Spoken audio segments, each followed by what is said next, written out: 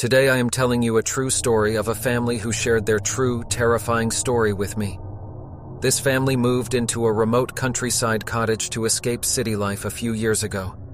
However, they soon noticed strange shadows lurking outside their home, and these dark entities seemed to be drawn to their fear. The quaint countryside cottage stood nestled amidst a sea of rolling hills, offering the family a much-needed respite from the chaotic city life they had left behind. John, his wife Emily, and their young daughter Lily couldn't believe their luck when they stumbled upon this secluded gem. Little did they know that their dream of peaceful serenity would soon be shattered by the haunting presence lurking just beyond their cottage walls. The first few days in their new home were blissful, as they unpacked boxes and explored the lush surroundings.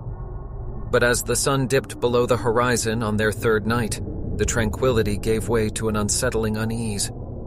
Emily was the first to notice it. As she peered out the kitchen window, she caught a glimpse of a flickering shadow dancing across the moonlit lawn. Brushing it off as a trick of the light, she tried to ignore the prickle of fear crawling up her spine. However, night after night, the shadows persisted, growing bolder and more pronounced with each passing moment. Soon, even Lily began complaining about the eerie figures outside her bedroom window. "Mommy, there are monsters outside. They're watching me," she whispered, trembling with fright. John and Emily would comfort her, chalking it up to her imagination, but deep down, they couldn't shake the gnawing feeling that something was dreadfully wrong. As the shadows intensified, so did the family's fear. The once warm cottage began to feel like a cold and hostile prison. They drew the curtains tight, but the shadows found a way to seep through the tiniest cracks, as if mocking their futile attempts to keep them at bay.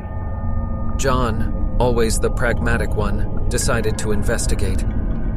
Armed with a flashlight, he ventured into the inky darkness surrounding the cottage. But the deeper he went, the more he felt a suffocating sense of dread. It was as if the shadows were alive, pulsating with a malevolent energy that sought to consume him. He hurried back inside, his heart pounding in his chest.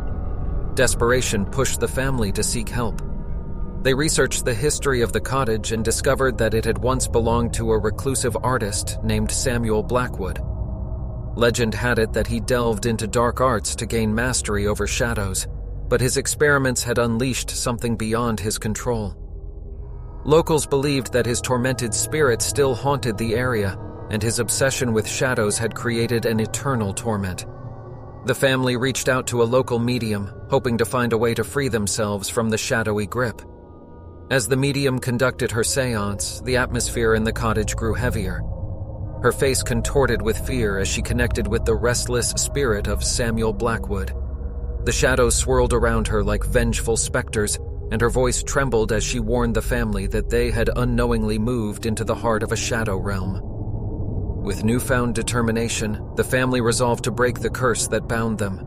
Through a series of harrowing rituals, they confronted Samuel's spirit and the shadows he had unleashed.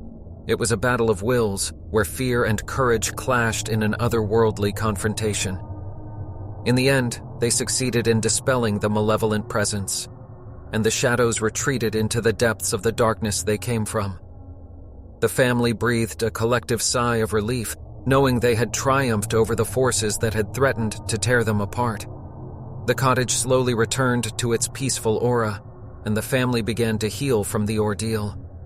Yet, they knew that the memories of the Shadow Watchers would forever linger in their hearts, a chilling reminder that darkness could manifest in the most unexpected of places.